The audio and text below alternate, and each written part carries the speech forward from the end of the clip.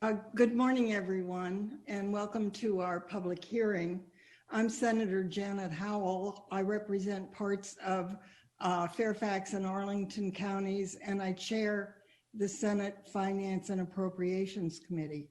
With me today, co-chairing, is Delegate Luke Torian, who is chairman of the House Appropriations Committee. So we are co-chairing this morning. This is one of four virtual regional hearings on the state budget being held across the Commonwealth today by the Senate Finance and Appropriations and the House Appropriations Committees. Each year, the committees are required by law to hold a series of public hearings on the governor's proposed budget to give all of you, the citizens of Virginia, the opportunity to comment on specific issues of concern to you. Today is your opportunity to talk, and our job is to listen to you. Let me take a moment before we begin to have other legislators with us today introduce themselves. Staff, please call the names of each of the legislators, and then legislators, if you would describe briefly your district. Senator, how would you like me to ask Delegate Torian, your co-chair, to go first? Delegate Torian. Absolutely. Thank you. Good morning, everyone, and thank you, Chairwoman Howell. It's a pleasure to join you and co-chair in this meeting. We're delighted to be here to hear from the citizens of the Commonwealth. I represent the 52nd District in Prince William County and currently serve as chair of the House Appropriations Committee. Right. Madam Chair, Delegate Sickles. Good morning, everybody. Thanks for joining us this morning. I serve for the 43rd District of Virginia, which is part of South Fairfax County, including Kingstown, Huntington, and Newington and Lorton east of I-95. I'm the vice chair of this committee and chair of the Health, Welfare, and Institutions Committee, and I look forward to hearing what you're thinking today. Thank you. Delegate Plum. Good morning, everyone. I'm Delegate Ken Plum. I represent Reston and parts of Herndon and Vienna in the 36th District. Thank you all for joining us today. We look forward to your recommendations. Delegate Bulova.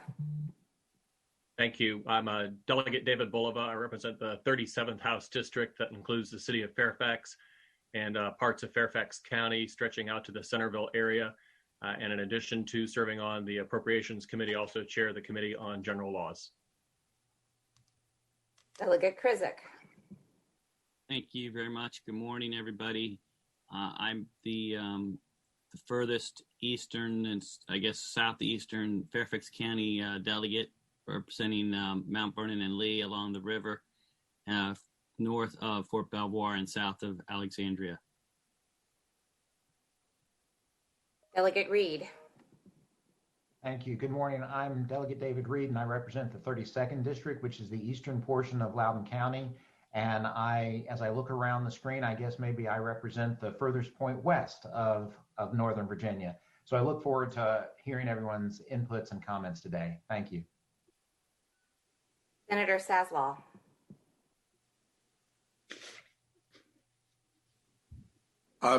Thank you, and good morning. I'm State Senator Dick Saslaw. I represent the 35th Senate District, which is a large part of Fairfax inside the Beltway between 395 and Route 7. I also have the west end of the city of Alexandria, and I represent the entire city of Falls Church. Looking forward to hear what you all have to say today. Senator Marsden. Thank you, Senator Dave Marsden, member of the Finance Committee, and I also chair the Senate Transportation Committee. And my district begins at the Prince William Loudoun County line in the west and basically follows Braddock Road all the way over through Annandale, swings under the city of Fairfax. It's great to be here and very interested in hearing the public's reaction to the budget, and I look forward to their comments. Thank you. Senator Barker. Yes, I'm Senator Barker, George Barker, represent parts of Prince William, Fairfax, and Alexandria, and looking forward to hearing the testimony today. Senator Eben. Thank you. I'm Adam Eben. I represent in the state Senate the 30th district, which includes eastern and central Alexandria City, parts of South Arlington, as well as parts of Mount Vernon and Lee in Fairfax County. Madam Chair, I believe that's the total number of delegates and senators that are here. Thank you. I've been attending these public hearings for probably 20 years now, and this is by far the largest number of legislators to participate. And I think that I want to thank you for doing that, but also say I think it's indication of how serious our situation is right now. Well, this year we've changed the format of the public hearings, which usually are held in person, to a virtual meeting due to the coronavirus epidemic. I'm going to start out with a few simple ground rules that will help our hearing today go smoothly and at the same time give everyone the opportunity to be heard in a reasonable amount of time. First, when you signed up to speak, you received an email with a Zoom link for the hearing. As of this morning, the House Appropriations and Senate Finance and Appropriation Committee websites were updated to include a listing of each speaker who signed up to speak along with a number. That's the order in which you will speak. Staff will from time to time call out those numbers along with the name from the sign-up list to give you an idea of how far we are down the list. If you are not present at your time to speak for whatever reason, then you will be allowed to speak at the end of the hearing if you're present in the meeting. As we get closer to your number, staff will move you from the waiting area into the actual meeting room so that you can speak. However, please don't speak until your name is called. Remember to unmute yourself as soon as your name is called to minimize transition time. And please limit your remarks to 3 minutes or less. That way we can all be heard in a reasonable amount of time and no one will be left out. We will stay in the meeting until the last speaker that registered has spoken, but no longer than 4 o'clock. Please remember, near the end of your 3 minutes, a timer will sound. Please wrap up your comments at that time. After you have completed speaking, staff will move you back into the waiting area where you can continue to watch the hearing or you can leave altogether. Finally, to hear as many issues as possible and to be respectful of the time of others in the audience, we ask that you avoid duplication while testifying. I can tell you from years of experience that repeating the same testimony on the same issue can actually be counterproductive. If there are several people speaking from the same group, we encourage you to have one spokesperson. You can always mention how many other members of your group are listening to show your group's support for your cause. Not only does that save time for everyone, but it is truly much more effective when making your case. That's pretty much it. We're glad to be here, and I hope that each one of us will learn something new today, something that we haven't thought about before. That's the big reason why we're here. So now if staff will call out our first speaker, who is number 1 on the list. Thank you, Madam Chair. So before I call out the first speaker, just a couple reminders as we go through this. So,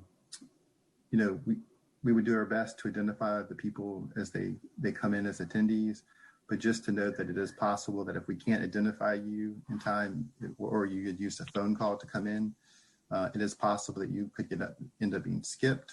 However, please note that we will certainly accommodate you by the end of the meeting if that happens. In addition to please note that we will be using a timer to track the 3 minutes. The timer will be set for 2 minutes and 45 seconds. So when you hear the audible alert, it's giving you a 15-second warning to kind of wrap up your comments at that point. So with that, we'll start with the first caller, the first speaker, who is Bettina Lawton. Good morning. I hope everyone can hear me. My name is Bettina Lawton, and I'm chair of the Fairfax Falls Church Community Services Board. We are the largest CSB in Virginia, serving Fairfax County and the cities of Fairfax and Falls Church. Our CSB provides services to over 20,000 individuals who have challenges relating to mental health, substance use disorder, and developmental disabilities. On behalf of the CSB board, I ask that you support increases for discharge assistance planning, opioid and substance use disorder services, and the ongoing implementation of STEP Virginia. Funding for developmental disability waiver slots should also be a priority, as new waivers do not keep pace with the growing wait list. However, I must bring to your attention two proposed changes that would hinder the CSB's ability to provide critical and effective services at the community level as we work to address the ongoing psychiatric hospital bed crisis and serve clients with serious mental illnesses. First, please remove Section 2 from the Governor's recommendation found on page 9 of the Governor's executive budget document to transfer local inpatient purchase of service, known as LIPOS, from the local CSB to the Department of Behavioral Health and Developmental Services. This is not a zero-sum transfer of funding, as asserted in the budget. LIPOS is a local community program that CSBs in Region 2 rely upon for managing the state psychiatric hospital bed crisis. Our CSB in Region 2 have effective administrative practices and local partnerships in place to purchase private hospital beds to divert individuals from state hospital admission. Region 2 has the lowest utilization rate of hospital bed stays in the Commonwealth. The proposed change would increase our region's state hospital bed usage, negatively impact our region's robust mental health continuum, and increase DBUD's administrative expenses for LIPOS monitoring. Centralizing critical funds and decreasing aid to localities even further will not improve census management at state facilities.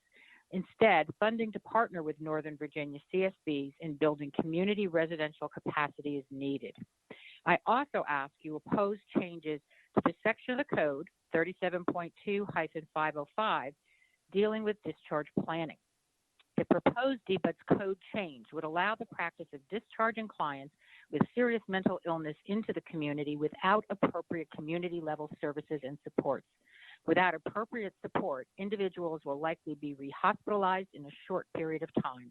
This would make the hospital bed crisis worse and lead to a larger number of adverse incidents in the community. Addressing discharge delays in Northern Virginia can be done by investing in appropriate community capacity to meet individual needs.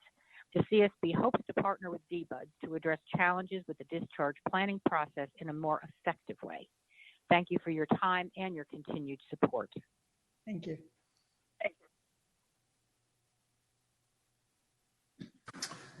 The next speaker, number 2, is Ricky Epstein. Good morning. My name is Ricky Epstein. I'm the executive director of the ARC of Northern Virginia, which represents over 39,000 people with intellectual and developmental disabilities, and I'm a longtime Northern Virginia resident. Thank you for the opportunity to speak.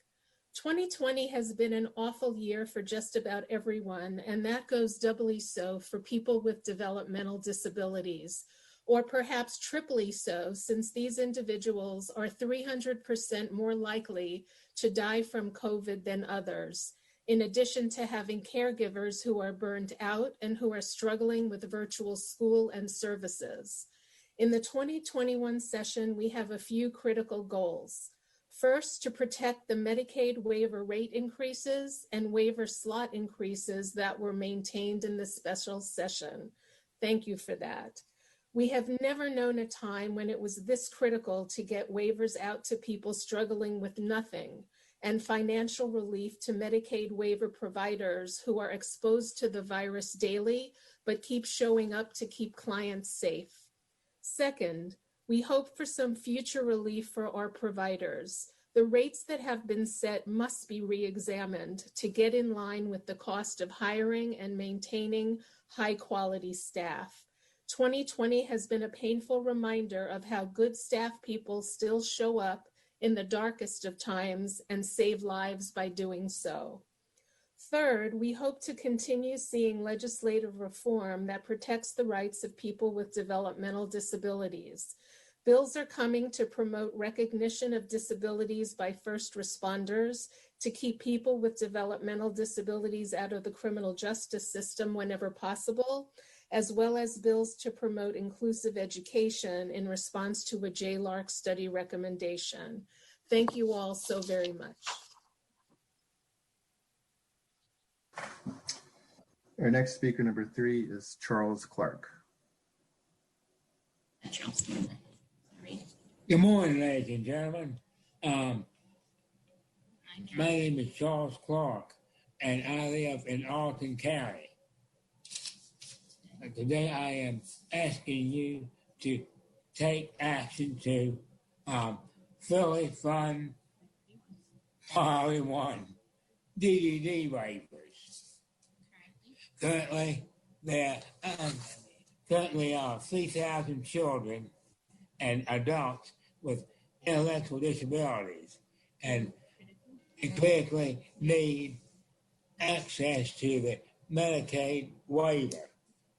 And then Medicaid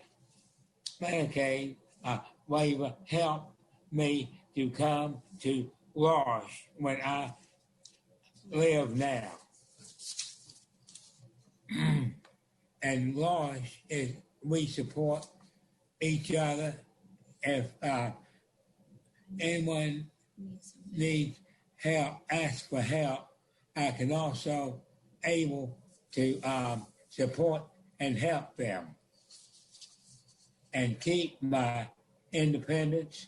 And I'm a good cook, and I hope that we will find additional waivers for each of the people in the Priority 1 waiver so they can enjoy independence and now not worry about getting support they need. Thank you. The 4th speaker who's next is Angelo Water.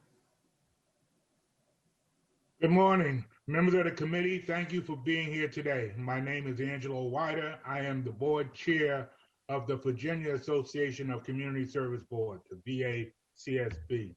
I am here to speak to the needs of the Virginia 40 CSBs in support of individuals that we serve.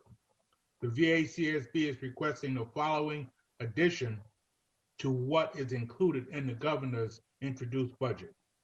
First, VACSB requests $3 million for the Marcus Alert Program.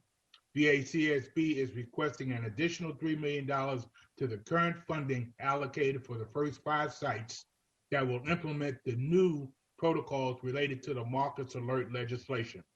In allocating these funds, the General Assembly recognizes that there will be costs associated with meeting new requirements. If funding is not included for the development and implementation of the protocols and future sites, the money will have to be carved out of existing STEP VA funds. STEP VA funding was put in place prior to the additional requirements included in the Marcus Alert legislation and should remain whole in order to meet the stated objective of that program. The second set of 5 sites are due to be in place by July 1, 2023. So the funding needs to be made available in FY22 and included in the base budget to support development and implementation. Second, VACSB is requesting language to maintain the integrity of local inpatient purchase of service, LIPOS funds.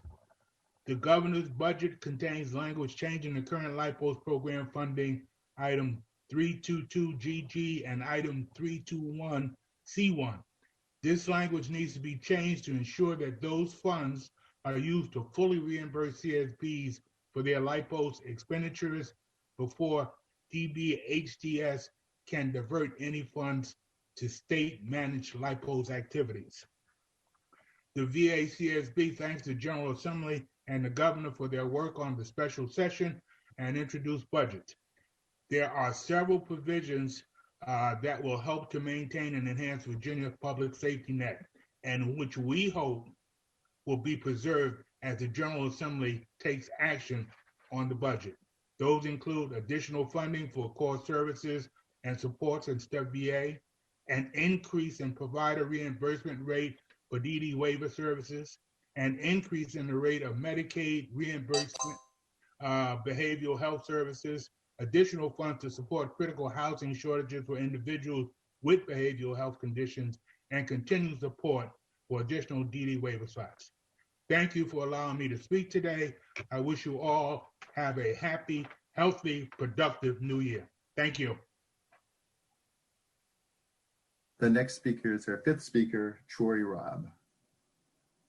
Good morning. I am honored to be able to speak with you today, and I want to thank you all for the hard work that you continue to do day in and day out.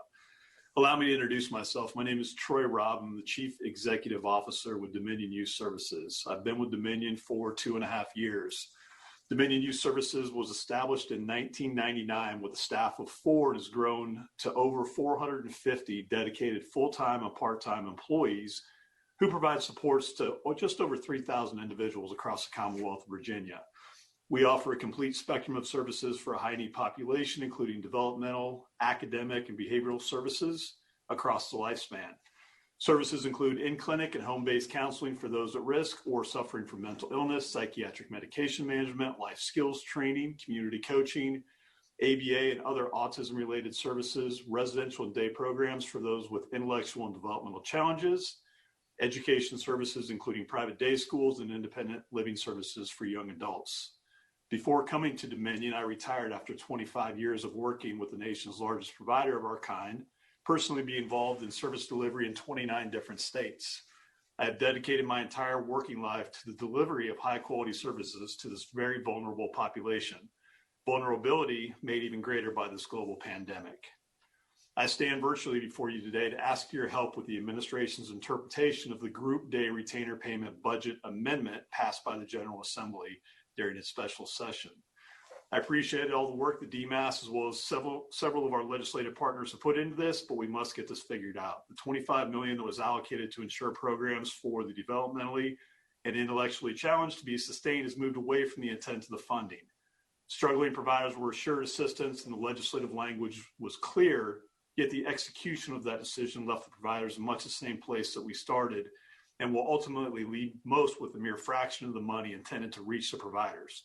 Without this money, which was intended for providers like Dominion, the future remains unclear for the IDD Group Day waiver services.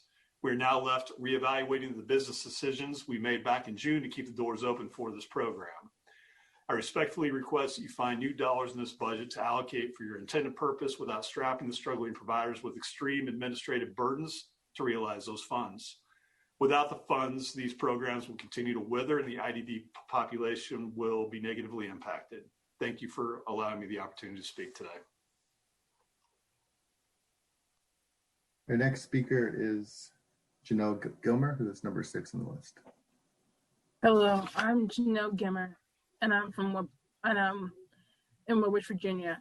I'm a co-chair to an alliance called the Virginia A Life Like Yourself Advocacy Alliance. As a 26-year-old and autistic woman of faith, I feel it's imperative that we have funding to ensure equal rights, including funds priority 1, inclusive education, and supported employment.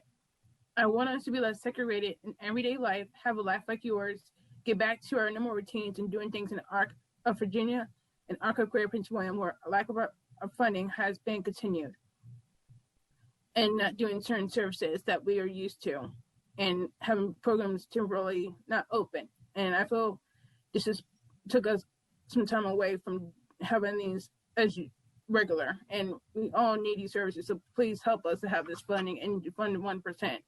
Includes matching the support living rate to the group home rate by ending the inclusion penalty. I see like a lot of people with disability like myself, also intellectually disabled myself as well, with developmental disabilities. I see them, the disabled people being mistreated and feel this is intersected with a lack of funding and misunderstanding of actions disabled persons make in their lives. It's my duty, our duty, to stand up, use our voice, my voice, and request appropriate funding and resources for our community. I'd like to thank each of you for the opportunity to advocate for providing one funding and to end the inclusion penalty. Thank you. The next speaker, number 7, is Karen Smith. Good morning. I'm Karen Smith, the Executive Director of the ARC of Greater Prince William, and always so proud of Janelle as one of our self-advocates. We really have a workforce issue that we're dealing with as a provider for services for people with developmental disabilities. We've been hit hard with COVID-19. We even had a beloved staff member who worked for us for 12 years die. And we had gotten some publicity through the Washington Post, who thought it was important enough about our story to put us on the front page of both the virtual edition and also the printed edition. The reason why we've been hit hard many times is our workers have had to have 2 jobs to live in Northern Virginia. Some of them even have 3 jobs. We need to have the rates increase for providers of developmental disabilities. The rates need to be aligned so that our folks can have a living wage and provide the great services that they do. The big thing with raising minimum wage is that many of our folks make much less than minimum wage. So please consider this as you take a look at our rate structure. We definitely appreciate what you're giving us this year, starting in January for some of our services. And we definitely want to have something happen in the future because we have a real issue.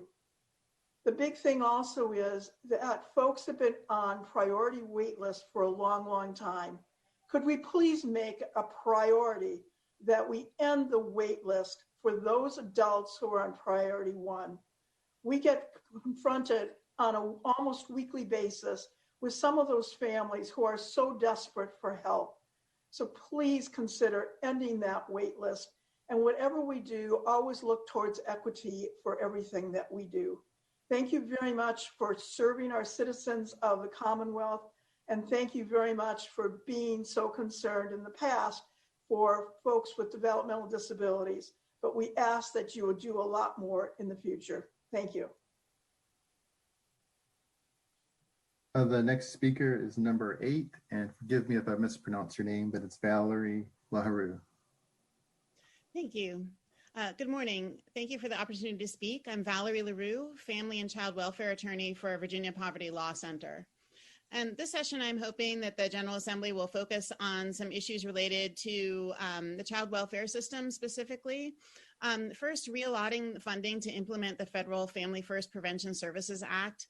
This act is the first wide-scale change in the child welfare system in nearly 40 years. It was enacted in 2018 in recognition of the evidence showing that children do best when reared in their own birth families.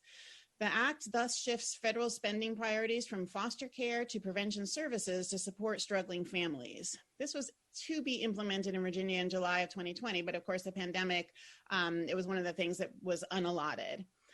So to support implementation in July of 2021, we must invest in infrastructure that allows us to scale up the prevention services to help these families and preserve these families with support.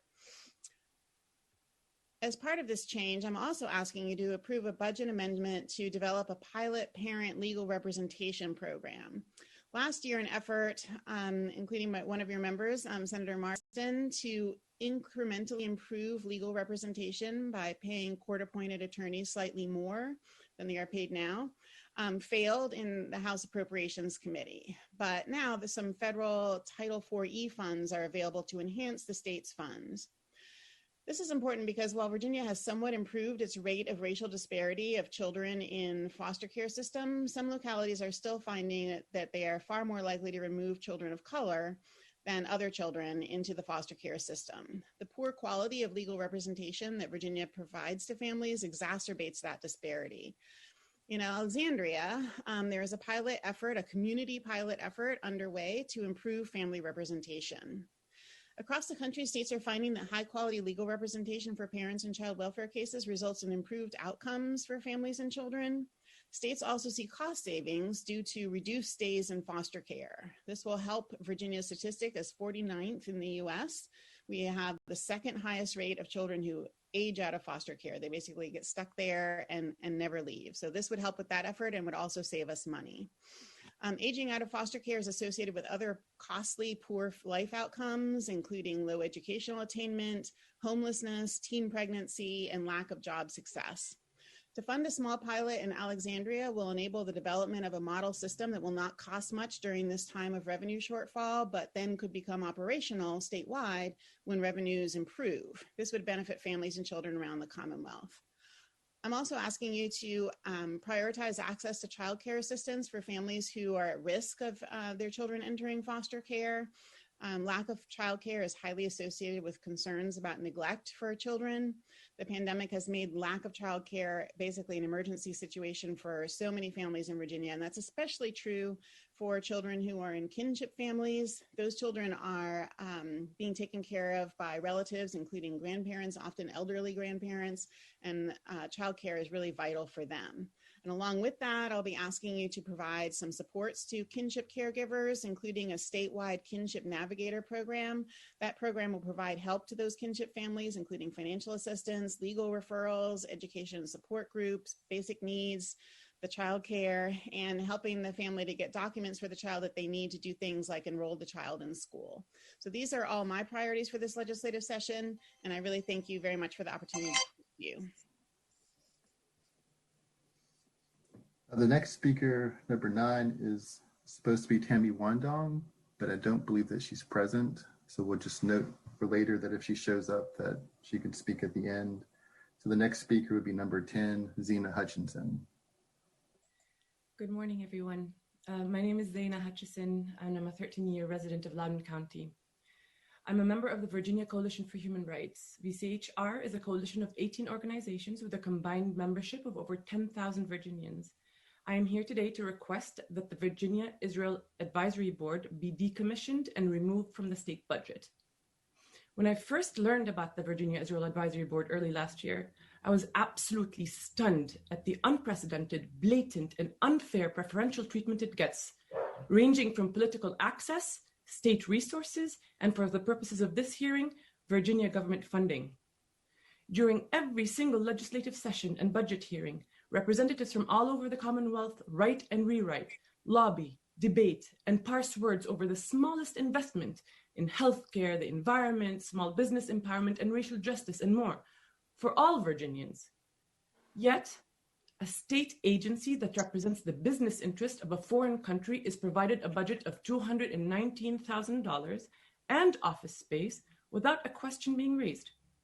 While other advisory boards do exist, like the Asian Advisory Board, the Latino Advisory Board, the African American Advisory Board, and the Council on Women, not one of them gets the preferential treatment, the funding, and resources given to the Virginia-Israel Advisory Board. What is more, these advisory boards represent the interests of Virginia constituents, not foreign businesses, as Viat does. As a Virginia resident, I'm extremely concerned about the way my tax dollars are being spent and about the precedent the Virginia-Israel Advisory Board sets. I do not want taxpayer-funded lobby groups being given the advantage that local businesses do not have. Israeli businesses can set up their own lobby groups outside state government without relying on taxpayer money. I am again kindly requesting that the Virginia-Israel Advisory Board be decommissioned and removed from the state budget. Thank you for your time and for this opportunity. Next speaker is speaker number 11, Jim Vollmer. Hi, my name is Jim Vollmer. I'm a member of the Home Care Chapter of SEIU Virginia 512, and I'm a constituent of Senator Janet Howell. I have provided home care services for my niece Kelly for the past 6 years. Kelly has cerebral palsy and cannot walk or talk or feed herself or toilet herself. She has limited use of her hands and fingers and legs or feet. She sits in a wheelchair and needs to be moved and transferred to a bed or floor mat every few hours. Now, to thrive, Kelly needs to rely on caregivers. Now, Kelly understands and enjoys everything. She communicates by moving her head to the right and for no, and lifting her right hand for yes. Despite these challenges, Kelly is the happiest person I know. She enjoys cooking shows and music, but she needs caregivers. Before Kelly's mom, my sister Sandy, unexpectedly died of a heart attack. Kelly was cared for by her mom and and caregivers. Caregivers were difficult to find. My sister told me she hired them, and the caregivers lasted only about 6 months before moving on to better jobs. One stayed for 18 months. That's the longest. Now Kelly is 26 years old now, and the home care workers are paid by the state of Virginia, and they receive no pay and benefits. So she needs those quality caregivers. In Virginia, there's about 12,800 people waiting an average of 10 years to receive funding. The disability waiver slot waiting list is getting worse instead of better. Kelly's wait was only 6 years, a decade or so ago. Now it's 10 years. Caregivers deserve better basic benefits. The most egregious need is paid sick leave benefits and continued free PPE for another year. Caregivers need these benefits to ensure they can continue their duties in safety and without putting their health or the health of their clients in jeopardy. The state should provide funding to eliminate the disability waiver slot list and provide sick leave benefits and free PPE for 2021 to home care workers. Now, you could eliminate unjustified tax loopholes to pay for these and help reduce that disability waiver list or do other good things. Why do we have a $2,500 sales tax loophole on yachts? And why do we continue a dealer discount sales tax loophole? We should eliminate both of those tax loopholes. Thank you for your time and attention to these concerns. The next speaker is number 12, Allison Gilbreth. Thank you, members of the committee. I'm Allison Gilbreth with Voices for Virginia's Children. I'm the Policy and Programs Director there.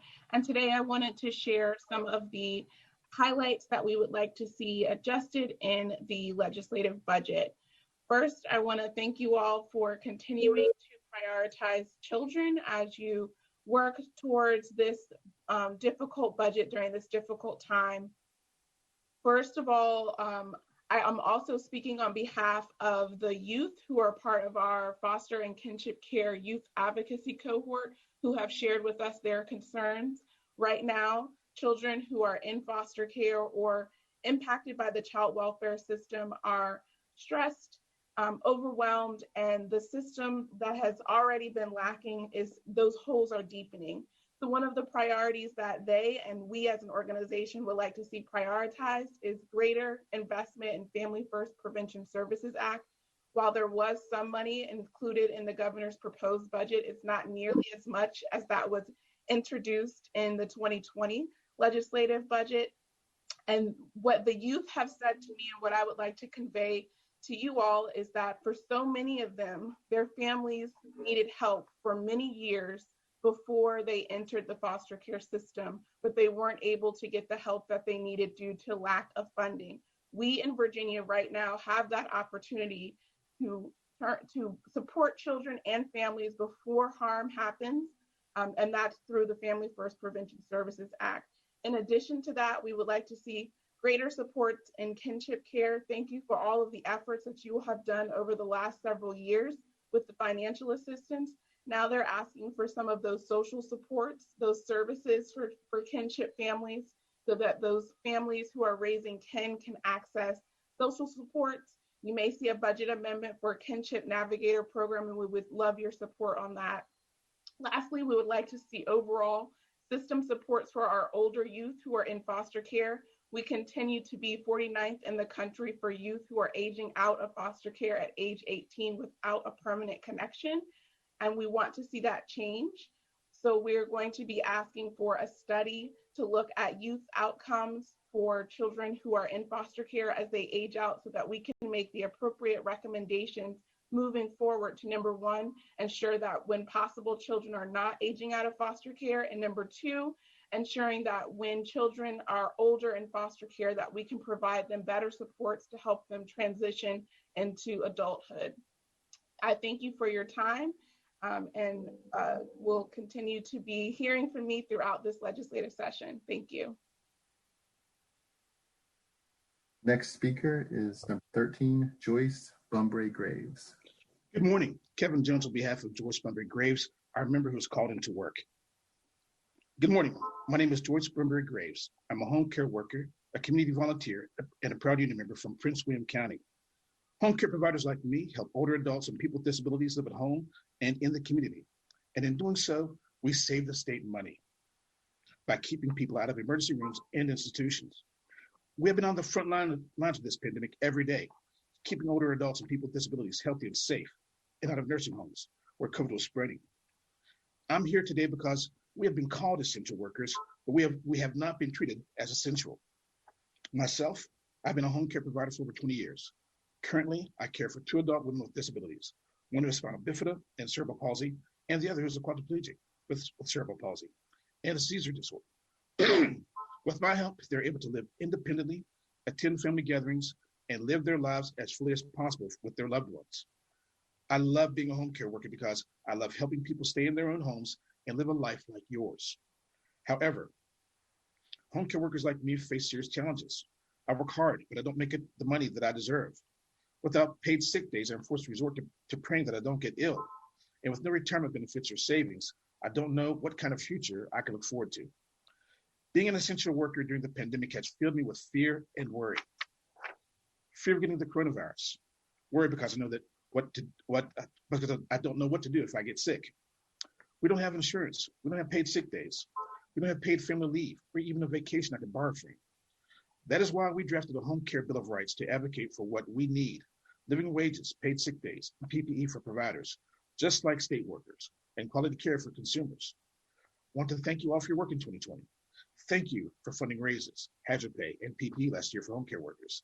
This funding literally saved the lives of older adults, people with disabilities, and home care workers like me. I'm here today to ask you to consider to continue your support for home care workers and consumers in Virginia by funding the following items in this year's budget: a real pay increase for home care workers, paid sick days for home care workers, PPE, and an orientation program so that home care workers can do their jobs well. Investing in home care will keep older adults, people with disabilities, and care workers across Virginia safe. Thank you for all you've done.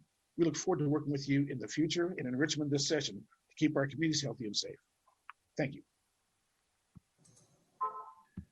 And just as a quick reminder to the attendees that if you do hear an audible alert near the end of your speaking, that's to alert you to that you have 15 seconds to the end of your 3 minutes. The next speaker is number 14, Karen Tavelsky.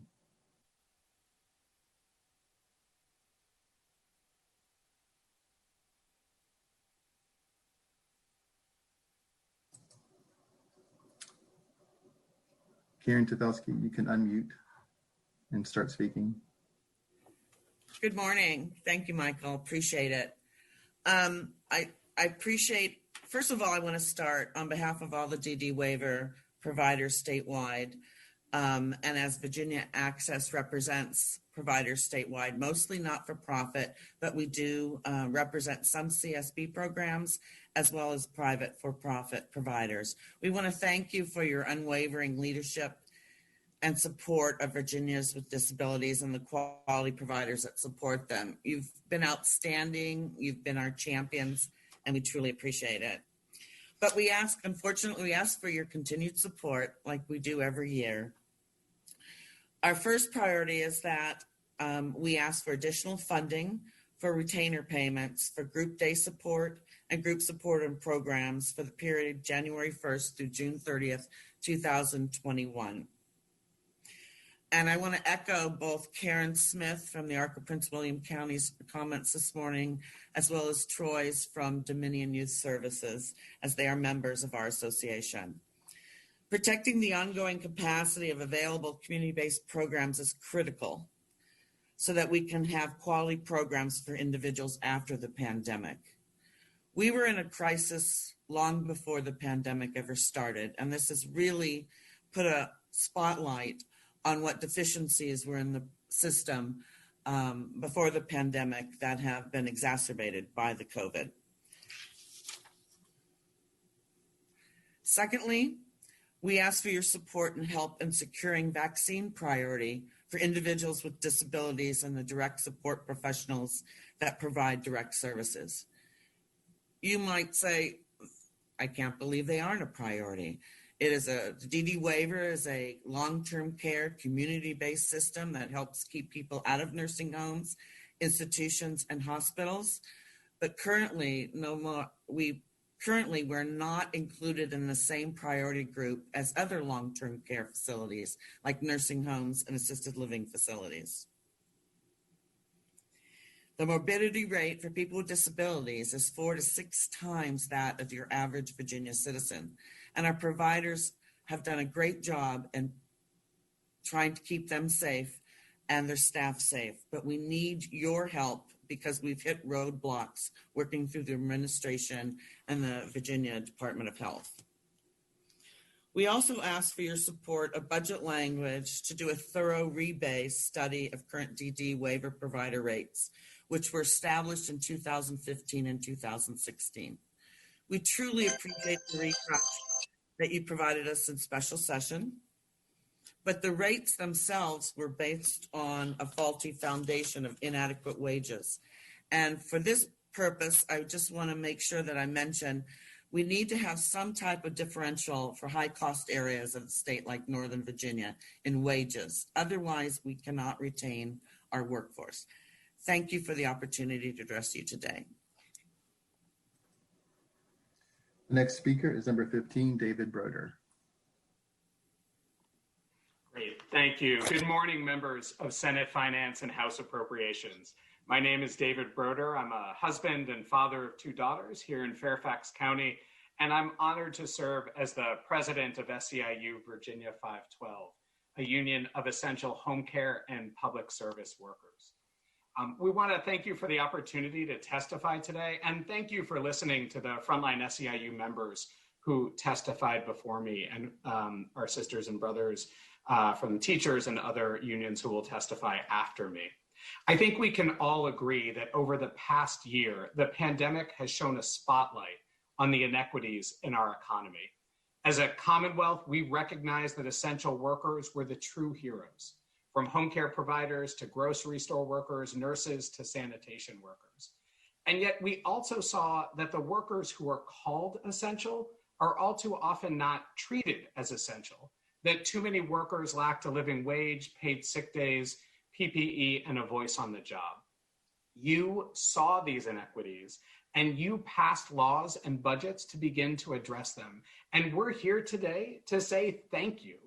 From raising the minimum wage to reforming our criminal justice system, hazard pay and PPE for home care workers, to joining 47 other states in allowing public sector collective bargaining rights.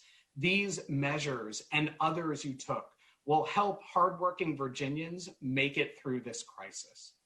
Unfortunately, despite the vaccines, we're not out of the pandemic yet. Cases are skyrocketing, workers continue to be at risk, and will need the ability to quarantine to stop the spread. With most schools still virtual, including my daughters, many parents are forced to balance work, childcare, and virtual schooling. So we're here today to ask you to once again pass a budget which will protect all workers and keep our communities healthy. Specifically, we want to ask you to do 3 things. 1, please fund the local government services, from healthcare to childcare, parks and rec to mental health, that counties provide that working families rely on. 2nd, please support essential home care workers by funding real raises and paid sick days as part of ensuring paid sick days for all workers. And 3rd, let's continue to study and expand collective bargaining rights so that every worker in Virginia has a seat at the table to stay healthy and safe. As I said at the beginning, the pandemic has shown a spotlight on the inequities in our community. And yet it has also given us an opportunity to build a stronger, more resilient, more equitable economy where all working people, no matter the color of our skin, the language we speak, or the zip code we live in, can thrive. Thank you again for what you've done. We look forward to partnering with you in the weeks and months ahead. The next speaker is number 16, Kimberly Adams. Good morning, Senator Howell, Delegate Torian, and members of the Joint Committee. It's so good to see all of you. Thank you for your hard work throughout this pandemic. My name is Kimberly Adams, and I'm a teacher leader in Fairfax County Public Schools, the president of the Fairfax Education Association, and speaking today on behalf of the Virginia Education Association. As a mother, a teacher, and a taxpayer, I am deeply engaged in the work to keep our Commonwealth on a path towards future success for our students and families. We know that strong, well-supported public schools are vital for our children, our families, and our economy. The governor's proposed budget does not fulfill Virginia's constitutional obligation to ensure that every child receive a high-quality education. Specifically, the K-12 investments in the proposed budget fall short in several areas. My colleagues and I will highlight a few items for you today. Please know that we are committed to working with you, our elected state leaders, to amend this budget and better support our students and staff. The Virginia Board of Education has declared that Virginia schools are underfunded. The School Equity and Staffing Act, filed by Senator McClellan and Delegate Aird, would fully fund these needed investments. We ask you to fund the prescribed standards of quality fully. We appreciate the inclusion of additional funding for much needed school counselors, vitally important to endure this pandemic. But this investment falls well short of the required ratio as prescribed by the current SOQs. In addition, the support position cap continues to starve local school divisions of vital support that these personnel help in meeting student needs. We applaud the Governor Northam's commitment to hold schools harmless from enrollment declines that would have worsened our funding outlook. That support is vital to providing quality instruction and services. We expect many students recently separated from our public schools will return in the coming months. A particular decline was experienced in our kindergarten age students, and we know that this first year of school is a choice for many families. Many others decided to leave this school year to support their family in other places outside the Commonwealth, and we also expect to see a return of many of those families as we anticipate the end to the COVID-19 pandemic. With vaccination underway in the Commonwealth, we expect to see continued health department supports in contact tracing and testing to slow the spread of the virus as the vaccines become more widely available. We look to a swift opening of vaccination group 1B to include vaccination of our school staff, bus drivers, teachers, instructional assistants, office staff, principals, and so many others who are on the front lines directly supporting our students. We look forward to participating in this upcoming General Assembly session, working to improve the Commonwealth in the years to come. And we thank you all for your time today.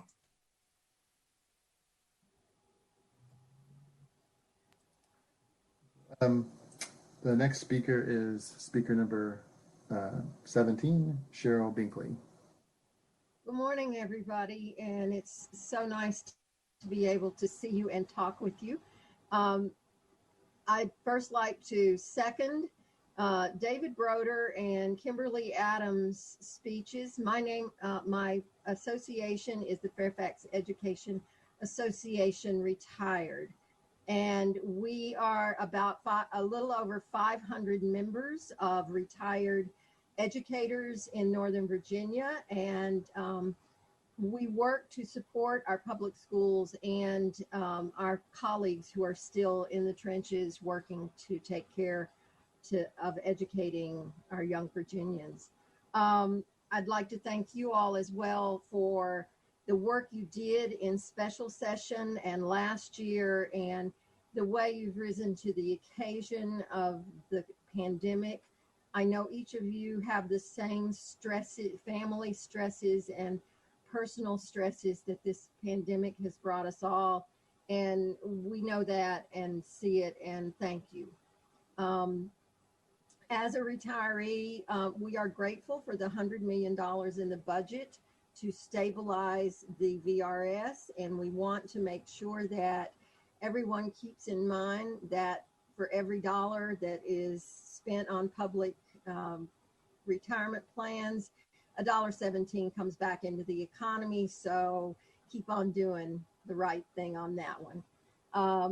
The other is One that we cannot support, though, of the budget amendments is the $650 million in reserves because of the problem that the litany of people that you see coming before you today pleading for things that have been waitlisted year after year, the problems of the pandemic and all of the things that we need, that we keep asking for year after year that do not get funded. And yet we have $650 million more to put into reserves at a time when we're in as high a crisis as we've ever seen is a problematic figure and a problematic choice. The $500 million for the public schools is lovely, except when compared to the $2 billion that has been needed and requested by the by the Board of Education and by schools across the state for the last several years. It's not nearly enough of what's needed. The 2% bonus that is proposed in the budget, we thank you for, we're grateful for that. We don't normally approve that, but we do this time. And we want to call attention to the IAs. We need the counselors, and you have our legislative priorities. Please take another look at them as you move forward. And thank you again for all the work you do. The next speaker is supposed to be Hannah Hanania, but she does not appear to be with us. So we'll check back at the end to see if she has joined us. So we'll move on to the next speaker, number 19, Tina Williams. Thank you so much. Good morning. Thank you for this opportunity to speak, and thank you for all your hard work. I'm Tina Williams, president of Fairfax County Federation of Teachers, which represents thousands of educational professionals in Fairfax County. They continue to do everything they can to support our students and families to succeed during this crisis. Over the past decade, public education has been at the bottom of the priority list in Virginia. In fact, state aid for public education is still down from 2009's levels. The estimated annual cost of funding SOQs is about $1 billion more annually than what the state currently spends. This is the minimum cost that the state board says is required to meet the constitutional duty to ensure high quality education for Virginia students. And this does not account for additional funds that our students need due to COVID-19. We urge you to fully fund the School Equity and Staffing Act, which would meet the SOQ funding minimum. Even before this pandemic, FCPS struggled to provide equitable education for all children, especially those with special needs, physical or intellectual disabilities, students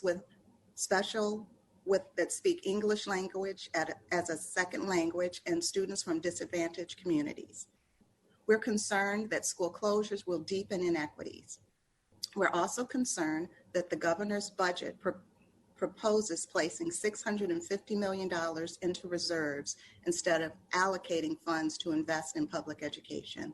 We urge this legislature to reallocate those reserves towards funding schools with COVID-19 relief support. Schools need resources to reopen safely. That means prioritizing and vaccinating all staff and students as quickly as possible and giving our schools the resources needed to implement safe and healthy measures. Keeping all public school staff employed and increasing pay. We appreciate that proposed 2% pay increase, but Virginia educators are paid the least competitive salaries in our country. Increasing social, emotional, and mental health support. Our students are experiencing anxiety, stress, and trauma. The budget proposes a school counselor to student ratio of 1 to 325, but the recommended ratio is actually 1 to 250.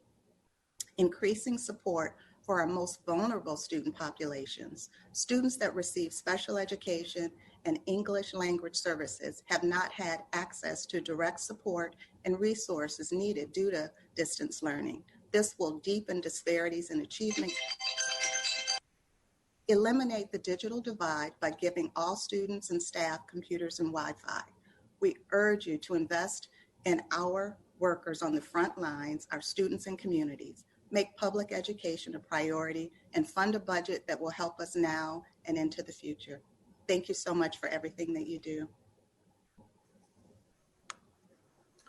The next speaker is supposed to be Kathy Beery, but she does not appear to be with us. So we'll check back at the end to see if she has joined us. So we'll move on to the next speaker, who is number 21. This is Mr. George Rogers. And for the benefit of the members, he has a pre-recorded video that the ARC of Virginia helped him do. So if you bear with me for a second, I'm going to share my screen so that you can see his pre-recorded testimony, which is about 30 seconds.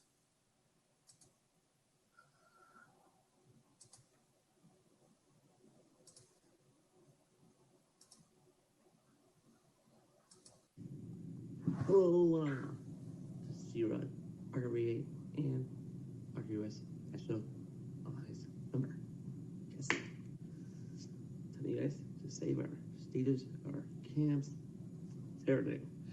But most importantly, raise, fund priority one, need those favors, and need more waivers. Yes. And all that other stuff too.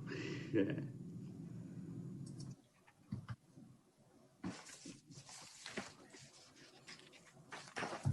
So hopefully everyone heard that. So that was something that the ARC of Virginia offered to people with disabilities if they needed to re-record their testimony.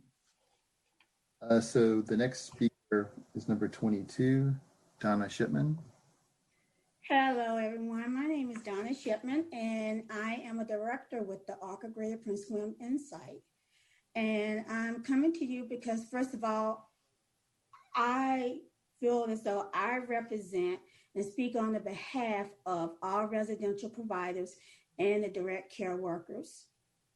I would also like to first thank you for all of your support in the past few years. However, we need even more from you now. We need you to increase the funding given to providers to pay its direct care providers. Our staff work an average of 2 to 3 jobs just to make ends meet. We have a very tired and overworked workforce. And I believe it is this way because I find most of the providers in Virginia are sharing the same staff. We share the same limited, dedicated workers because they're the ones who's committed to serving those with special needs, and they're not working just for money. It's because of a cause, and they have other sources of income. But those who need this money and need the funding to make ends meet, they don't want to do this job anymore, unfortunately, because the $12 to $14 an hour that we pay does not cut it for most people. I often try to recruit people for our field, but I get laughed at when I tell the rate of pay. This is very sad and it's very disappointing to hear because our people with special needs, they need committed, qualified, and quality staff to care for them. We need to make them a priority. I need you guys to make them a priority. And I'm hoping that you feel that they are a priority. And if you do, and you believe that people with special needs are viable citizens in our community and deserve to have quality staff caring for them, you will increase funding for this. I had the opportunity, and I really consider this to be a blessing. At the time, I was worried and I was scared. But during this pandemic, I had the opportunity to work in our programs for over 3 weeks, completing and doing direct care. Because we had several staff out with COVID, and we were unable to find other people to work in the programs. I had a chance to walk in the shoes of a direct care professional, and I truly believe that they work very hard and they're often underestimated. They put their lives at risk every day during this pandemic. They're doing jobs that not many people are willing or able to do. Please do not forget about them or our people with special needs. We need you to increase funding for waiver providers, and we need you to not tell us again next year, because next year is here now. Please help us make a difference in the quality of life and care and services that we're providing for our most vulnerable population. And that's those with special needs and our elderly.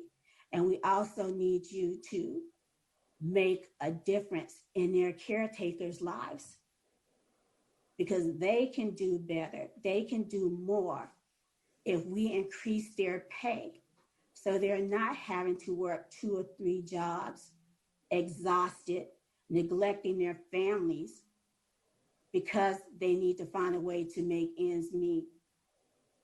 I would also like to ask you guys to please fund the waiver waiting list.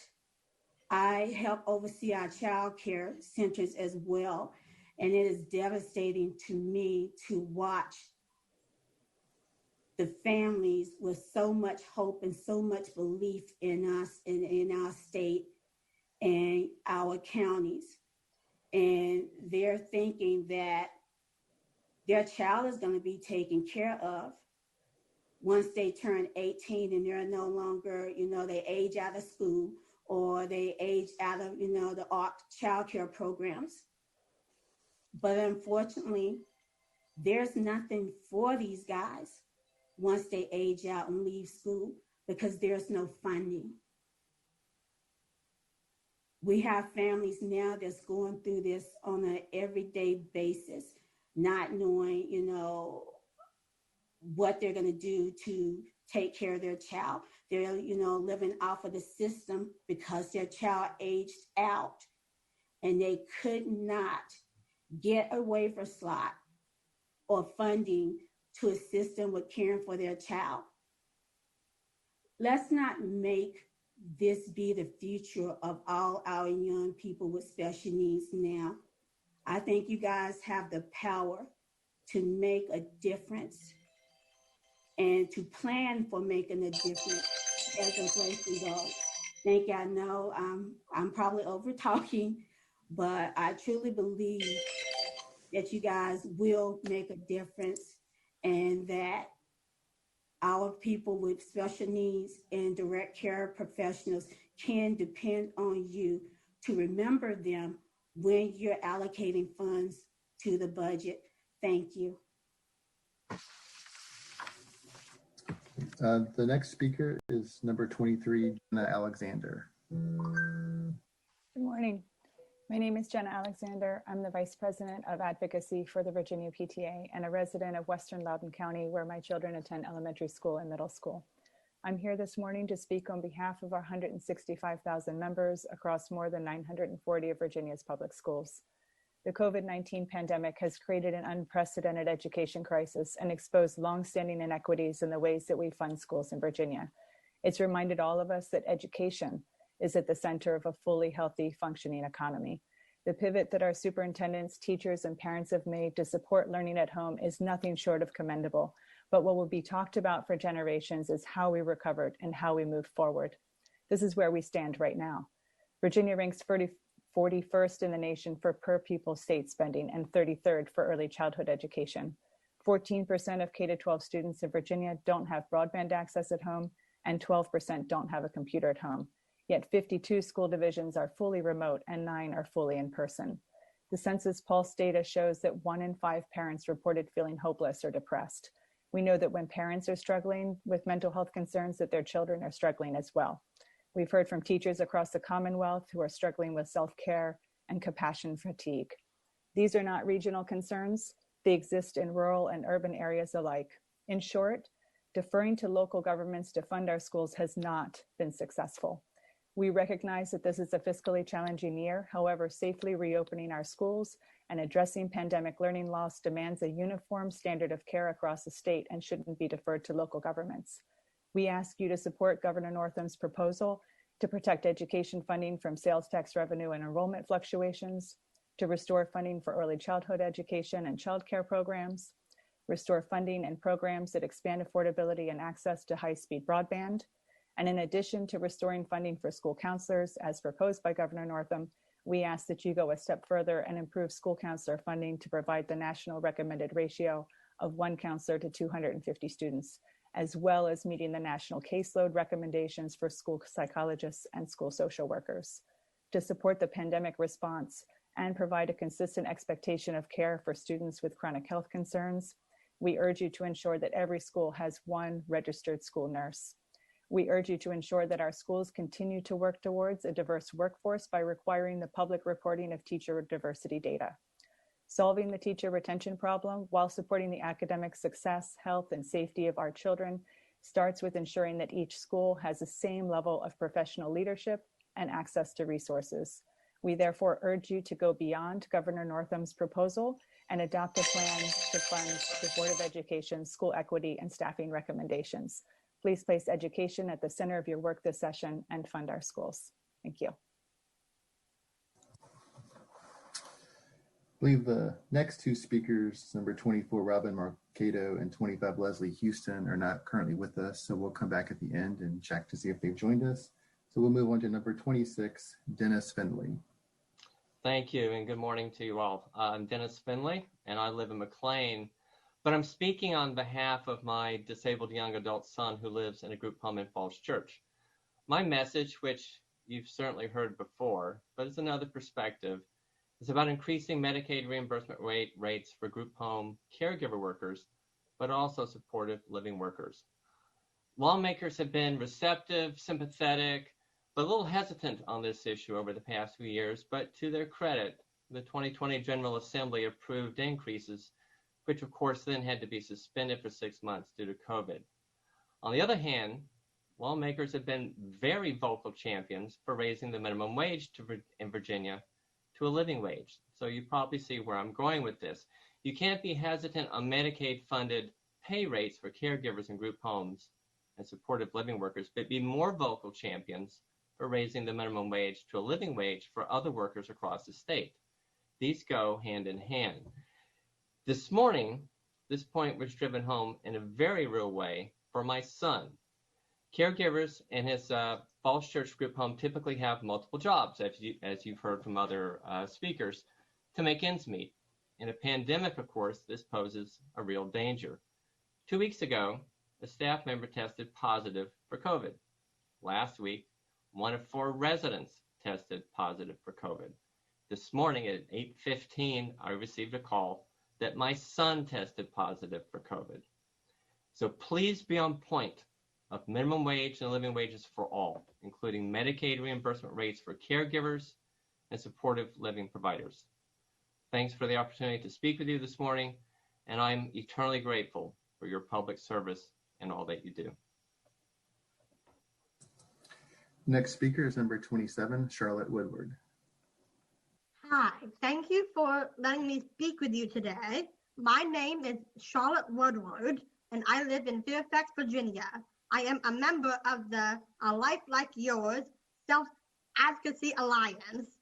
I was born with Down syndrome and a heart condition and had a successful heart transplant in 2012, for which I am extremely grateful. I registered to vote on my 18th birthday, and I have voted in every election since then. I am a senior at George Mason University, majoring in sociology with a concentration in social change and inequality. I understand that over 13,000 Virginians with intellectual and developmental disabilities are waiting for essential DD Medicaid waiver services for which they have been qualified, and that there are 3,193 children and adults with IDD in the Priority 1 category on the waiting list. This is unacceptable. Adequate funding must be provided now to ensure that vulnerable people's needs are provided for and their human rights are not denied. I qualified for a DD waiver when I applied, but had to wait 8 long years until adequate funding was provided to receive DD waiver services. This 8-year rate suggests that my needs were not a priority and that my life was not equally valued. It is vital that people with IDD get the Medicaid waiver services for which they have qualified when they qualify for them, not years down the road. Please fund these services now and end the rate. Thank you.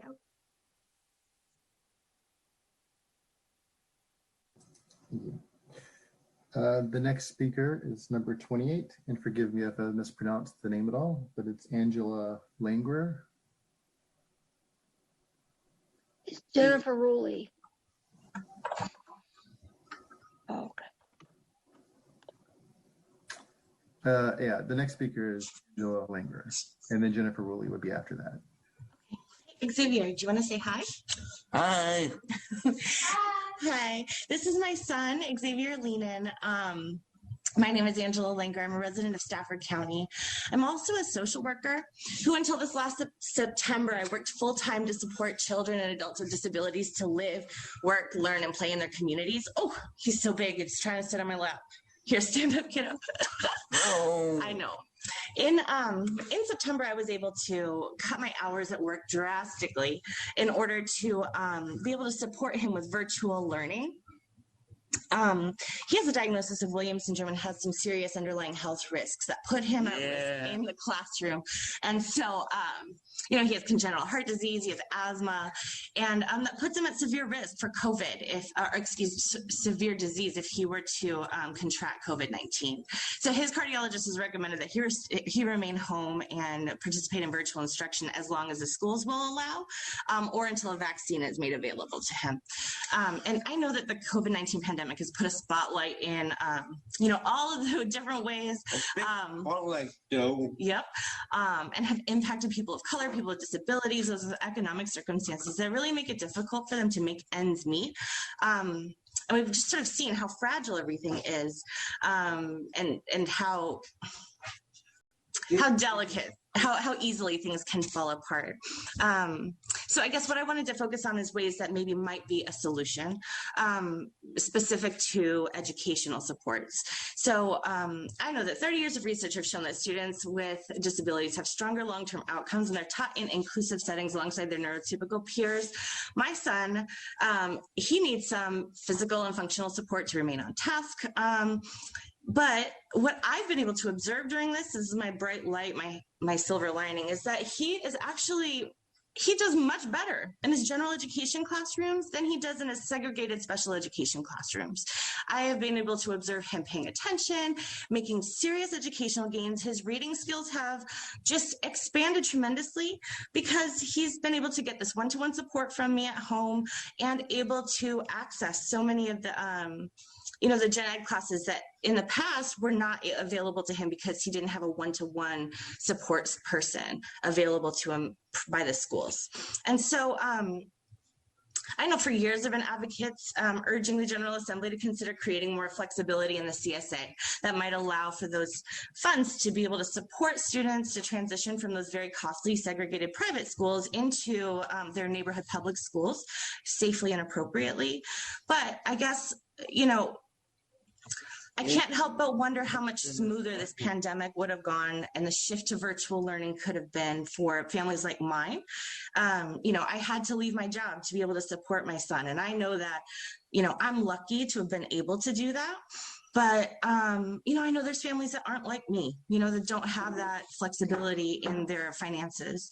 And so, if CSA funding had been available to families to support families like mine, to allow for someone to come and visit the home, to provide that functional support to families, to students with disabilities, it would allow them to get the IEP supports that they require and be able to access curriculum alongside their neurotypical peers, because we don't know what kind of gains they could make if the right supports and services were available to them from the beginning. I think that schools, I'm not trying to blame schools for this problem. I think that their funding is very limited and they have to meet so many different kinds of needs, and they do the best that they can. But I just cannot help but wonder, what kind of gains we could see made if CSA funding was opened up to students like my son, families like mine, that might have benefited from, additional supports to be able to access learning meaningfully. Post-COVID, if that flexibility could be maintained for students to learn alongside their neurotypical peers, just with those functional supports, behavior supports needed to make those, academic gains in the general education setting, outcomes, educational outcomes, long-term employment outcomes could be improved significantly for kiddos like mine, who I really, I sincerely hope will be able to live independently in the community someday. But, until, unless we do the best we can for them now, outcomes in the long run are not really what available. Yeah, exactly. Ms. Langer, could you wrap up your comments, please? Yep, I'm all done. That's it. But Xavier, do you want to say bye? Bye. Thank you so much for the opportunity to speak today. I appreciate it. Next speaker is number 29, Jennifer Rowley. Hi, my name is Jennifer Woolley. I am from Augusta. I am a member of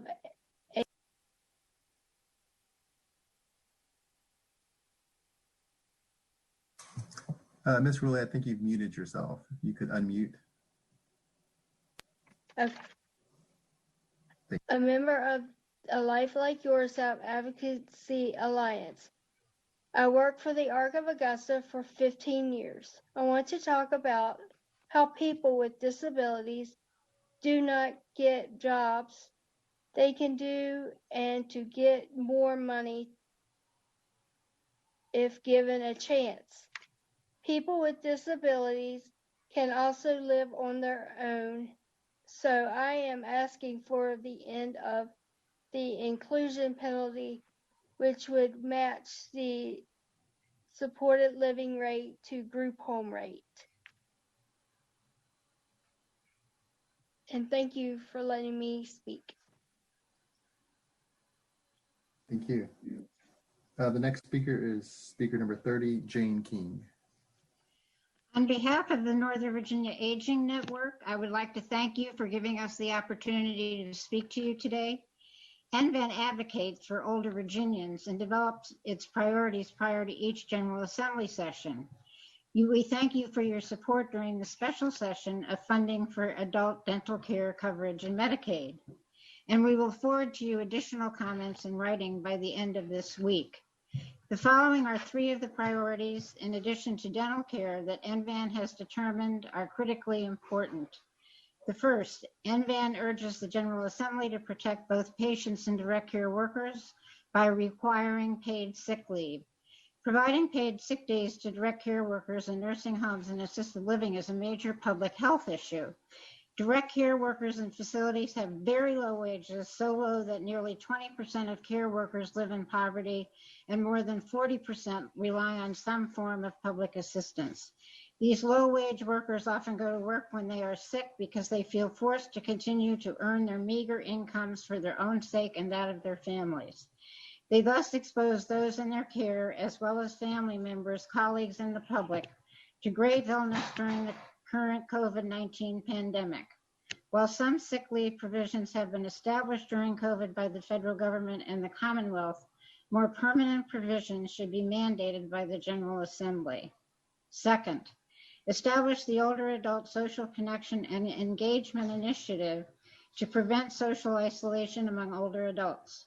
Social isolation in older adults is a public health crisis intensified by COVID-19 and contributes significantly to morbidity and early mortality.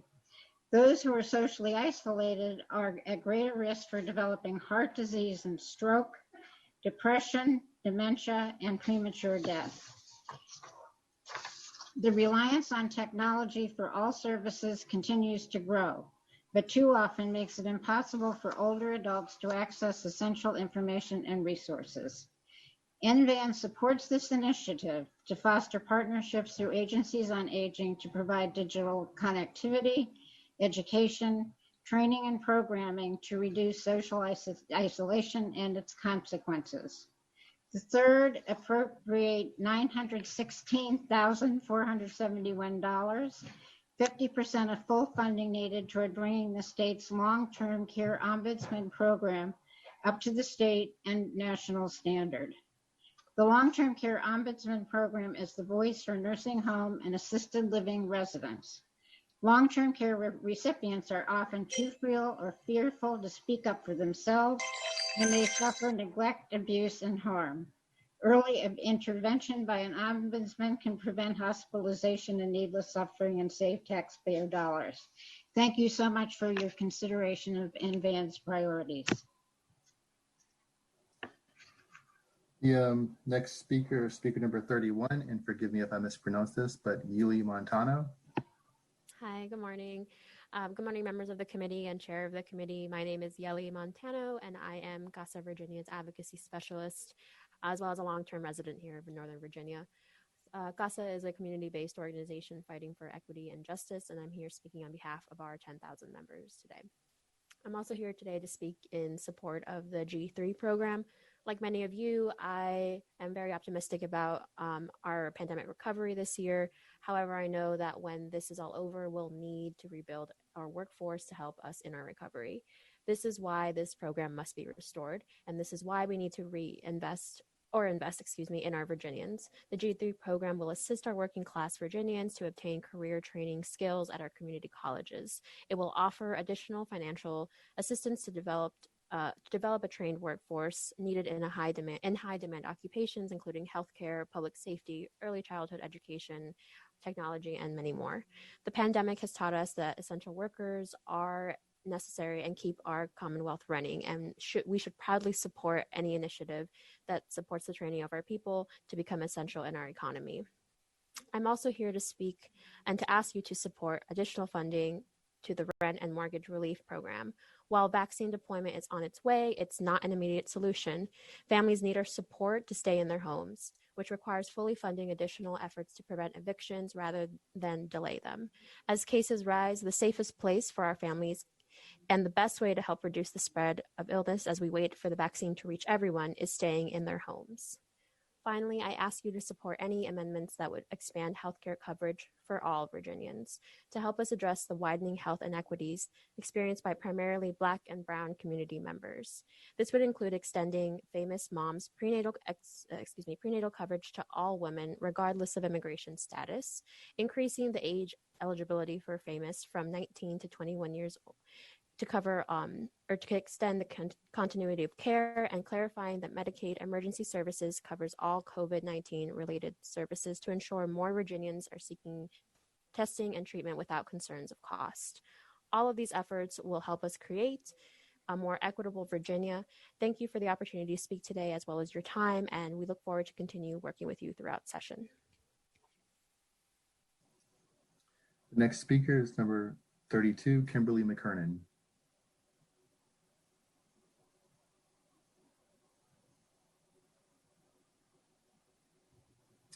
Kimberly, you're still muted. Thank you.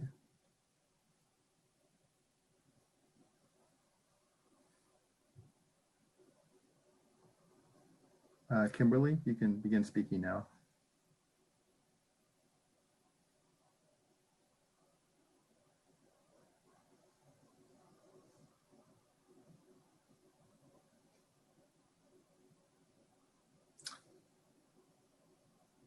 So Kimberly, I don't know if we're having some trouble.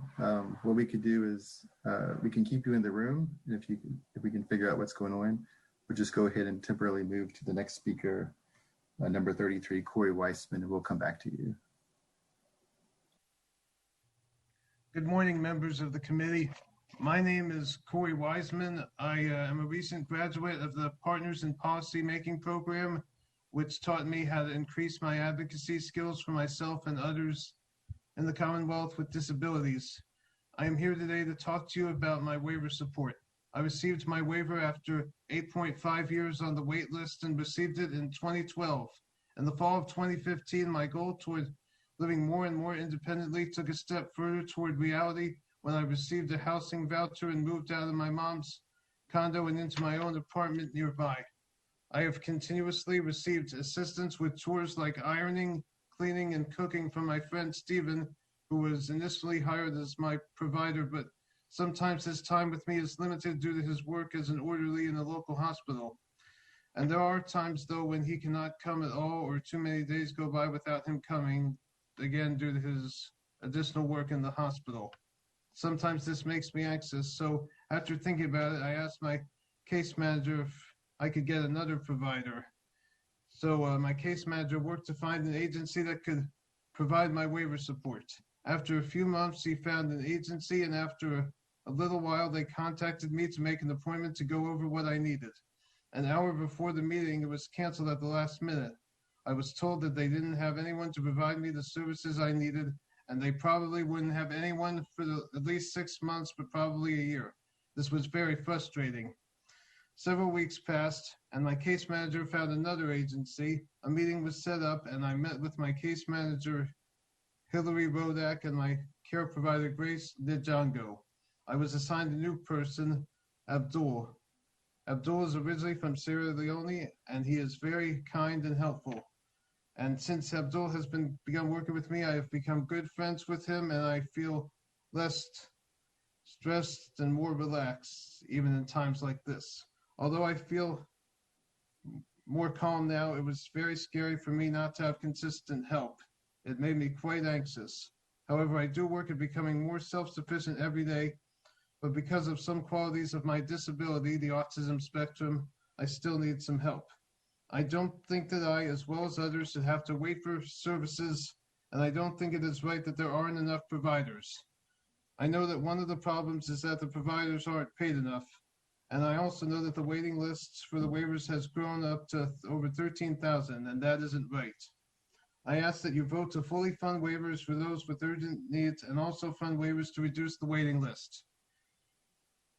I want to live as independently as possible, and that I'm working hard to do so. I believe people with disabilities and providers want the same. I define my disability. My disability does not define me. I want a life like yours. Thank you for giving me the opportunity to speak before you today, and thanks very much for listening. Thank you. I'll double check real quick to see if Kimberly McKernan is able to speak yet. And if not, we're actually trying to reach her to see if we can get her to call in. So for the time being, we'll move on to number 34, Julie Shepard. Good morning, House and Senate Finance and Appropriations Committee. I appreciate the opportunity to speak with you today. I'm Julie Shepard. I'm a parent, an engaged education advocate. I reside in Alexandria in the Fairfax County portion, and I'm the advocacy chair for the Northern Virginia District Parent-Teacher Association. We are the oldest and largest child advocacy group in the country. Locally, we represent Alexandria City, Arlington County, Fairfax City, Fairfax County, and Falls Church City PTA and PTSAs with 225 local unit PTAs and more than 45,000 PTA members. Strong, well-supported public schools are vital for our children, our families, and Virginia's economy. Last year, we asked for support for the funding for the standards of quality and specifically for mental health teams, which includes school counselors, psychologists, school social workers, and school nurses. I'm back again this year asking to restore the funding for our mental health teams. Due to the COVID-19 pandemic, our students need these supports now more than ever. The $26.6 million for counselors is an important step, but as others have shared, it falls short of what Virginia schools and students need. Virginia PTA has been advocating for a nurse for each school since 1993. That's 27 years. There's no better time than now, due to the COVID-19 pandemic, to fully fund school nurses. We urge the General Assembly to restore education funding and fully fund the School Equity and Staffing Act. Thank you for your time today, and I look forward to further conversations about supporting our public education system. Thank you. Thank you. The next speaker is number 35, Kimberly Austin. Morning, everyone, and thank you for the opportunity to speak today. I'm actually speaking on behalf of my son who does not speak. He is nonverbal and he uses AAC to communicate. For those of you who do not know what that is, that's an electronic device that speaks for him using an electronic voice, made possible through you guys funding the waiver, made possible because you all opened additional slots so that children like my son actually do have a voice. I want to thank you all for that. And I'm here to speak on behalf of the more than 3,000 Priority One families who, like my family, were Priority One and were on the waiting list. We would like other families to be able to experience what my son is currently experiencing, having extra supports that are financially prohibitive without that waiver. So again, we thank you all for your generosity. We thank you all for the voices that you're giving to our children, but we can't turn a blind eye just because my son did get a waiver slot and not remember those who are still waiting. Thank you all. The next speaker is number 36, Sandy Sullivan. Good morning. I'm Sandy Sullivan, the president of the Loudoun Education Association, and speaking on behalf of the Virginia Education Association. Virginia students and educators need your support now more than ever. Secure, properly funded public schools are crucial for Virginia students, educators, schools, and Virginia's economy. COVID-19 has wreaked havoc on our schools. Your guidance and funding must be at the forefront in order to get students and educators back in schools when it is safe. School employees must be given priority access to receive vaccinations. I know that is in the works, but the deployment of the vaccines to these essential workers must be funded and monitored in order to ensure schools can safely open for in-person instruction. We urge you to do all in your powers to make sure vaccinations are distributed effectively and quickly. We urge the governor and the General Assembly to include all school personnel, the educators Virginians rely on in Phase 1B vaccination deployment. In regard to compensation for your educators, Virginia has a codified goal that public school teachers be paid at or above the national average of teacher salaries. While bonuses from the governor are truly appreciated, they do not boost average teacher salaries, nor do they count towards retirement. And please be certain that not only teachers are considered. All educators, our crucial support staff, dedicate their skills to our students and ensure that our schools run successfully. Act in order for all educators, support professionals, and teachers so they are compensated so that they can live and work in their districts and focus their energy on their students, not additional jobs in order to make ends meet. Virginia students and educators need your support now more than ever. Thank you for your past work and your continued work as you support Virginia students and educators. Thank you. So I think we did try to reconnect Kimberly McKernan. I don't know if you can hear us and you would like to speak now.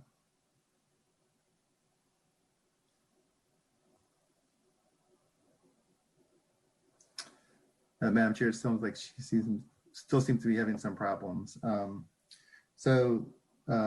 What we can do is we can actually send her an email and inform her that she can submit written comments online for consideration for public hearings.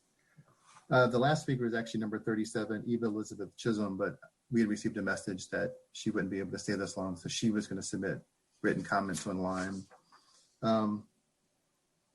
So that concludes the list. There were basically 5 others that we had skipped because they were not present. Tammy Wendong, Hannah Hanania, Kathy Beery, Robin Marcato, and Leslie Houston. I'll just double check, I guess, with the other staff. I don't think any of those have joined us.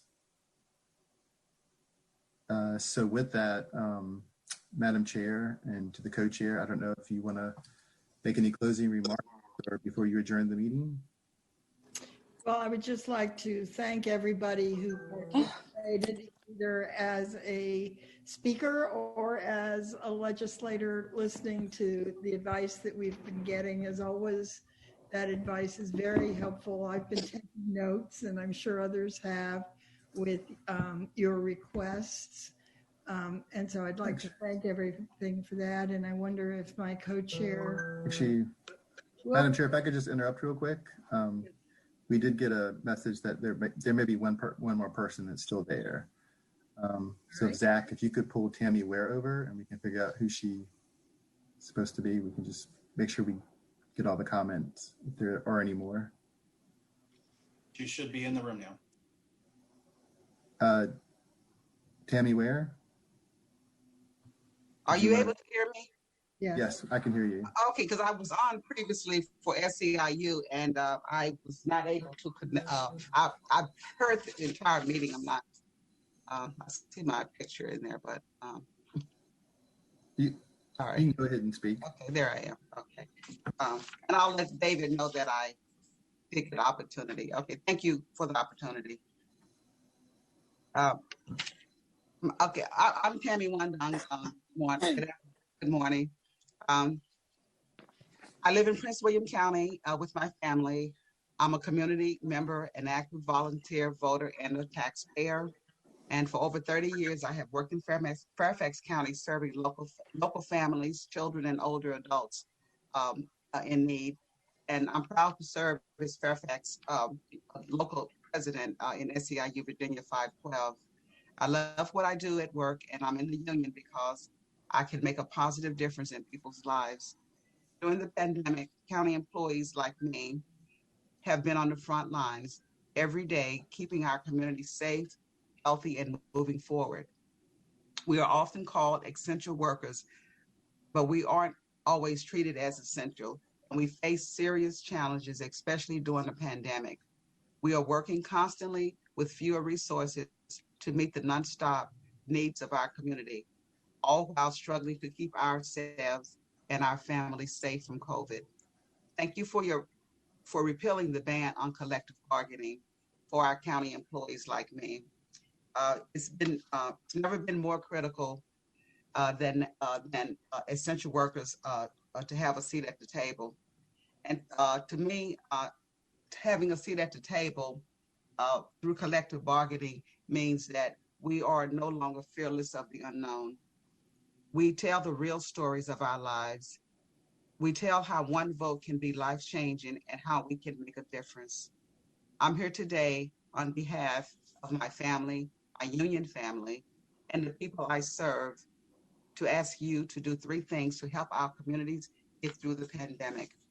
The first thing is to fund vital local government services provided by county employees like me and my coworkers, ensure paid sick days and paid leave for all workers in Virginia, expand collective bargaining rights so that every worker in Virginia has a seat at the table and stay healthy and safe. I want to thank you for taking time to listen to SEIU members and all of us in the community today. And we look forward to continuing to work with you to make sure that we all get through this pandemic together. Thank you. Thank you for your comments. Before we close, I wonder if my co-chair, Chairman Torian, had closing thoughts. Yes, ma'am. Thank you. Thank you, Madam Chair. To all the legislators on the call today, thank you for joining the call. To staff, we thank you as well. And to our citizens who have given voice to the budget that we will entertain shortly beginning next week. We've heard you. We know what your concerns are. And I simply look forward to working with the leadership on the Senate side to produce a budget that is meaningful and that addresses the needs that have been voiced today. So, Madam Chair, thank you very much. And Madam Chair, before you adjourn, we think maybe Kimberly's sound is working. So if Kimberly, if you would like to unmute yourself to speak, please try right now. Can you hear me? Yes. Yes, we can hear you. Okay.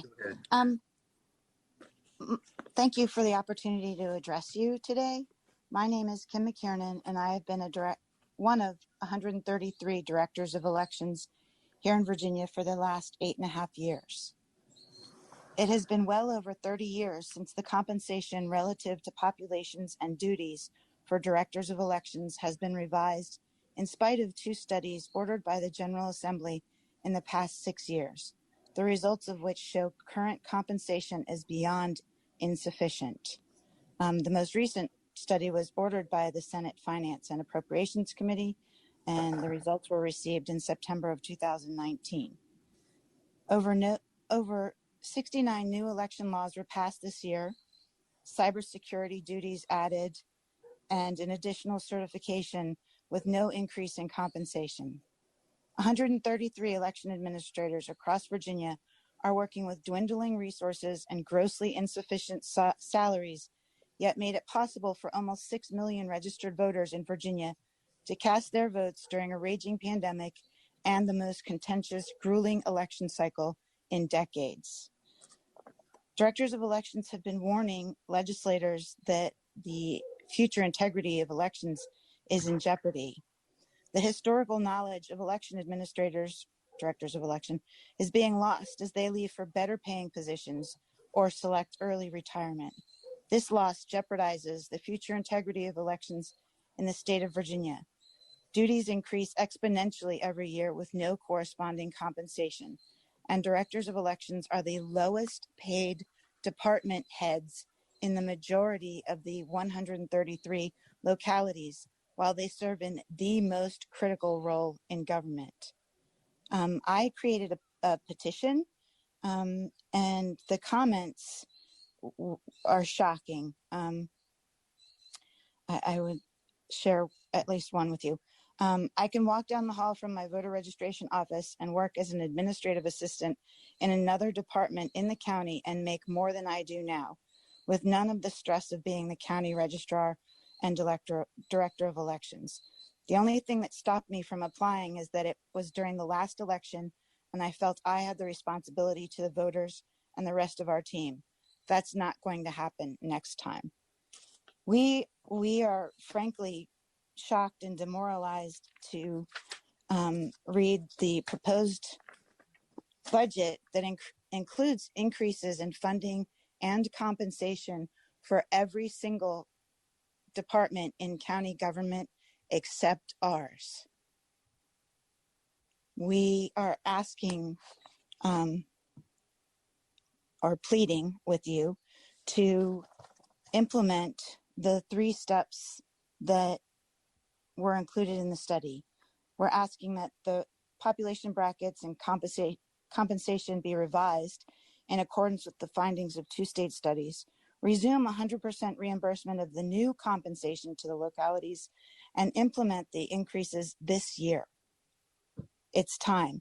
The state has only reimbursed localities for our salary 100% 3 years ever. And localities look to the state and say, well, they're not valued by them. We don't need to pay them. My locality said, we're not solving a state problem with local funds. So the situation is dire, and we ask that you put in budget amendments and follow them through. Thank you. Thank you. With that, Madam Chair, I believe we've concluded all the public that were here to testify. Okay, well then I will call to say, let us rise. This public hearing is completed.